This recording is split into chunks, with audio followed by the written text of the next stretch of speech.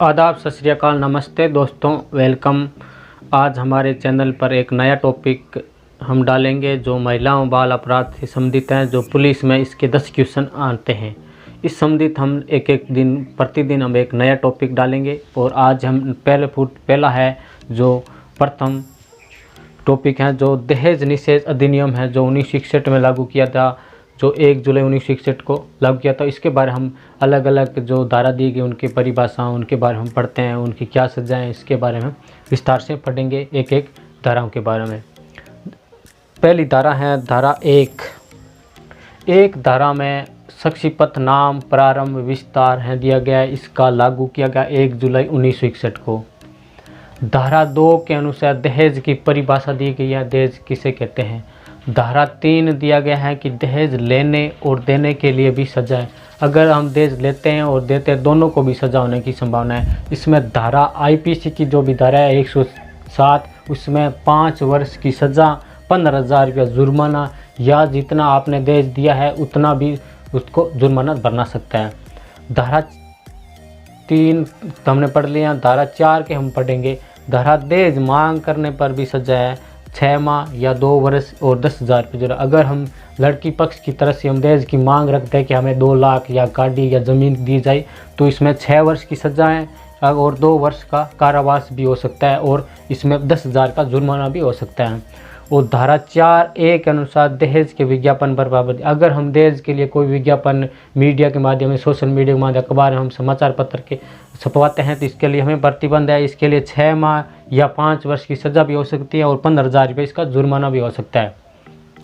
धारा 5 के अनुसार दहेज देने या लेने के लिए समझौता शून्य होगा। अगर हमें कोई मुकदम होता है तो हम सरकार समझ कहते हैं कि हमारा समझौता हुआ है दहेज लेने के लिए, तो ये समझौता सरकार तरफ कुछ नहीं मानेगा, ये समझौता सिर्फ शून्य के दर पर माना जाएगा धारा 5 के अनुसार।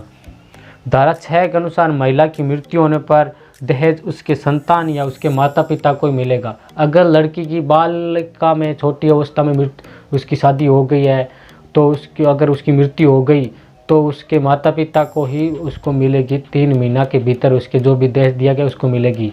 और अगर लड़की के संतान है, लड़का या लड़की, तो उसे जो भी दहेज की रकम होगी उसे मिलेंगे। और जो भी नहीं, वो भी उसके नहीं मिलते हैं तो उसके 6 माह की सज़ा और 2 वर्ष की सज़ा भी हो सकती है और 10,000 रुपया जुर्माना भी लगाया जा सकता है। धारा 7 के अनुसार महानगर या मजिस्ट्रेट या प्रथम मजिस्ट्रेट ये दहेज निषेध अधिनियम की सुनवाई होगी, वो प्रथम वर्ग के मजिस्ट्रेट की सुनवाई होगी। और इसके लिए जो भी पुलिस में शिकायत करेगा कि जो भी होगा उसके मजिस्ट्रेट, महिला का रिश्तेदार कोई भी हो सकता है, दोस्त भी हो सकता है, भाई भी हो सकता है, बहन भी हो सकती हैं और माता पिता भी हो सकती हैं, तो इसमें कोई भी शिकायत कर सकता है। धारा 8 में अपराधों को कुछ प्रयोजन के लिए संज्ञेय या जमानती हैं। कुछ अपराध हैं जो भी हैं उन्हें जमानत के पर दी जा सकती है, कुछ अपराध पर जमानत नहीं दी जा सकती। धारा 8A में अपराधों को सबूत पेश करना होगा 1 वर्ष के अंदर शिकायत। अगर किसी के अब हमने शिकायत की है तो उस जो भी अपराधी है उसे अपने सबूत पेश करने होंगे कि मैं निर्दोष हूँ। तो अगर और भी शिकायत भी करनी है किसी के खिलाफ तो हमें 1 वर्ष के भीतर करनी होगी, दहेज निषेध करनी है। धारा 8B के अनुसार राज्य सरकार प्रत्येक जिला स्तर पर दहेज निषेध अधिकारी नियुक्ति करती है। दहेज निषेध अधिकारी जो होते हैं अधिकारी वो राज्य सरकार नियुक्त करती हैं, वो धारा 8B के अनुसार करती हैं। धारा 9 के अनुसार केंद्र सरकार नियम बना सकती हैं और धारा 10 के अनुसार राज्य सरकार जो भी दहेज निषेध के अनुसार नियम बना सकती हैं। और इस नियम को राज्यसभा या लोकसभा या विधानसभा में पास होने के बाद जो राज्यपाल या राष्ट्रपति जो उसे स्वीकृति देती है वो 30 दिनों के भीतर स्वीकृति देनी अनिवार्य है दहेज निषेध करने के अनुसार।